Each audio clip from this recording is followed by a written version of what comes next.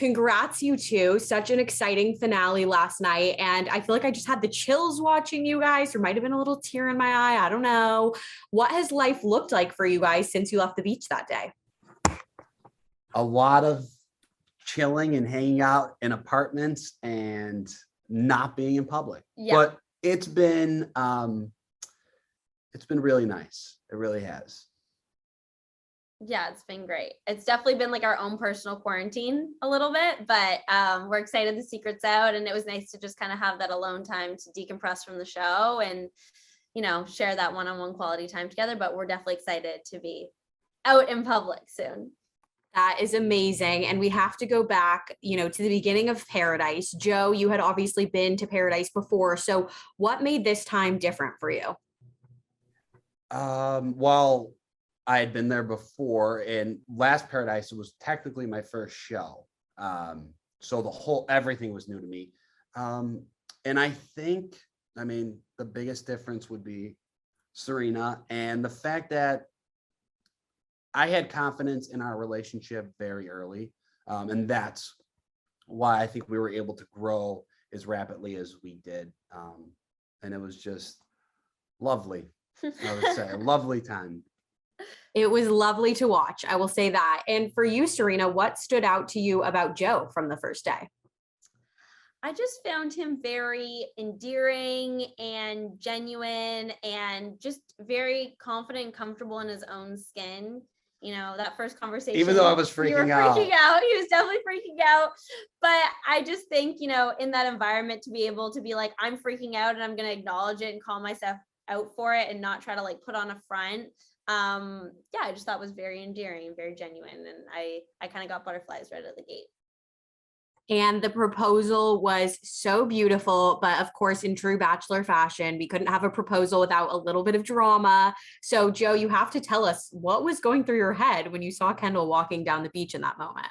Yeah, I had a ring in my back pocket and I was about to get down on one knee and ask the love of my life to marry me. So I was really focused on that. You know, Kendall's timing wasn't the best. No resentment. I think it was just a quick conversation and that was it. And then we got to move on to the happy stuff, which is great. So now about you guys, what's next for you? Are you wedding planning? Obviously, we know, Serena, you live in Canada. So let everyone know, what's the plan for you guys? Yeah, so I think the next step for us is to move in together in the spring. We're talking about, 50-50 Toronto, Chicago, or maybe we both pick up and move to New York, but staying on the the East Coast, ideally. But yeah, it's just going to be whatever makes the most sense for us at the time. And wedding plans will come, we're going to try to reel it back in and go step by step. We really jumped ahead to the engagement and now we're just trying to date and live together. I love that though. That's so sweet. And if we are thinking about a wedding, you guys are obviously like Bachelor Nation's pride and joy. I feel like you're friends with everyone. Would anyone from Bachelor Nation or from Paradise this season be in the wedding? In the wedding. Interesting. I mean, maybe. I think that decision is hard to say now. I mean, if I was getting married tomorrow, there would be a ton of Bachelor friends present for sure. I mean, I think we're going to have to make that decision when we decide to get married, which will probably be around 2 years from now. So we got a little time. I would say there will be a lot of Bachelor alum absolutely present at the wedding. Yeah, absolutely. I love that. Okay. I'm glad we've got the plans going though. It gives you something to think about, right? Yeah. We'll keep that in mind. So I know, Serena, you are so close with Amabile, and obviously you were crushed to see her and Noah break up and leave her so heartbroken. But we saw in last night's episode that they're actually together now in the real world. So how happy are you about that? And then also Becca and Thomas. So let us know your thoughts on these relationships rekindling in the real world. Yeah, I mean, Abigail, I love her to death. I obviously took her and Noah's breakup very hard. But I'm really happy for them. I know how happy they are, and it's just beautiful to see. And Abigail and I really started Paradise together right from the get-go, and she was kind of my person, my best friend on that beach. So we went through it all together. So to know we both came out of it finding love just makes my heart so happy. And we're also just so happy for Becca and Thomas. We love them together. We think they're great people. So yeah, lots of love stories this season. Yeah.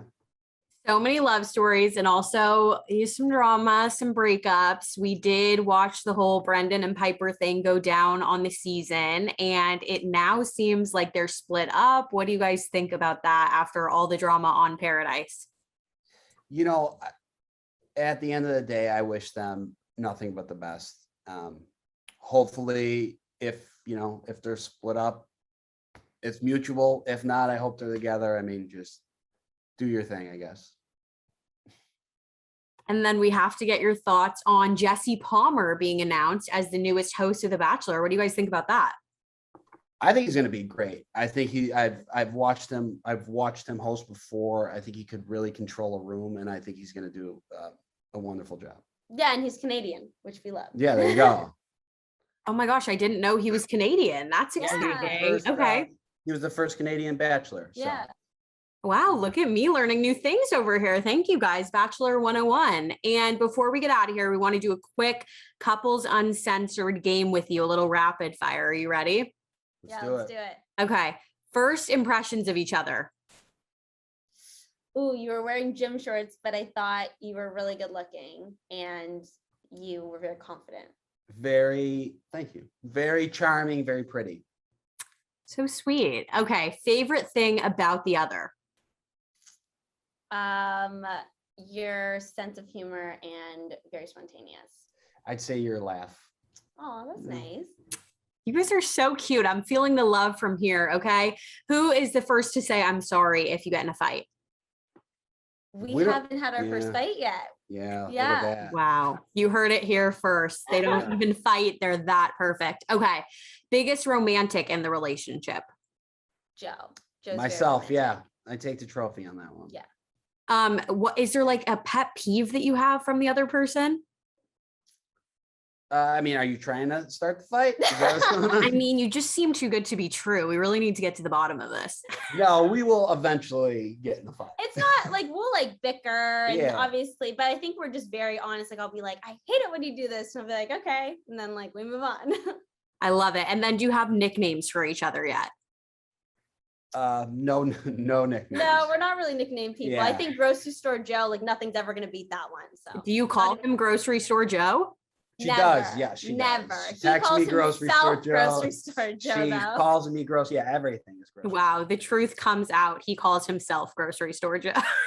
That's what we're going to take away from this interview. Well, thank you guys so much. Congrats. You guys are so amazing. I know Bachelor Nation is so happy to see you guys have such a great ending. So congrats. Thank you.